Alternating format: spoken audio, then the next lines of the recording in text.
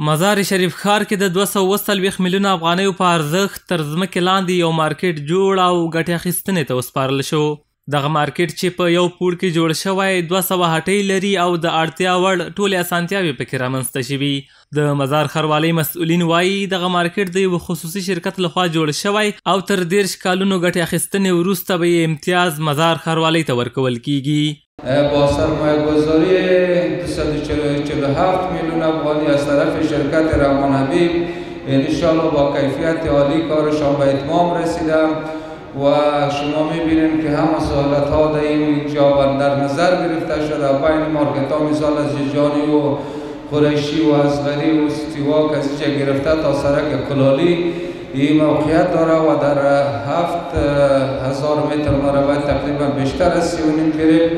این مارکت ما رو گردیده که همه سهولت ها با شمول پارکینگ در نظر گرفته شده و به تعداد 200 دکان داره. د دې مارکیټ د پرانستې په مهال د بلخ ځایي چارواکو وویل په هیواد کې شته امنیتي وضعیت د دې لامل شوی څو هر څوک په ډاډه زړه په هره برخه کې پانګونه وکړي.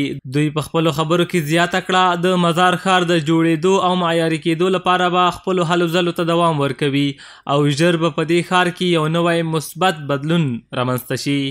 دا د بلخ ولایت مظلوم او غیور ولس همکارۍ وه چې موږ سره یې اوږه په اوږه د بلخ ولایت تامین د امنیت کې موږ سره پوره کار کړی دی. دا د تاسو برکت و چې موږ الحمدلله نن په آزاده فضا کې هر اړخیز هر نوع کارونه چې په پرمختګ چې په افغانستان کې کېږي دا ستاسو برکت دی او نور په آینده کې هم ستاسو نه غواړو چې بلخ ولایت تامین د امنیت کې پوره همکارۍ موږ سره پاتې شي که در چند سال آینده انشالله الرحمن از تحول بزرگ انشالله الرحمن به خاطر بازسازی و زینت زیبایی شهر ما شما مشاهده خواهد کردیم.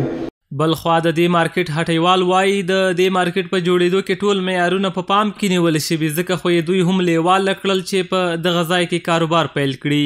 دوی زیاتوي که په مزار شریف ښار کې دغه ډول مارکیټونه جوړ شي دا به د ښار په منظم کېدو او د ګڼې ګوڼې په مخنیوي کې مهم رول ولوبوي. دا په دې جوړول د مارکیټو سره د ښار د پراخوالي لپاره ډېر اسانتیاو پر خلکو ته برابرېږي او خلکو ته کولی شي خپله کار زمینات زیاته مساعده شي. مارکت‌های زیرزمینی معمولا از بیروباره که مثلا در وسط شهرها در پیاده‌رو و چیزا مثلا بعضی از دوکاکین و یا غرفه هایی که می باشه مثلا از طرف شهروال باید جمع‌آوری میشه فعلا.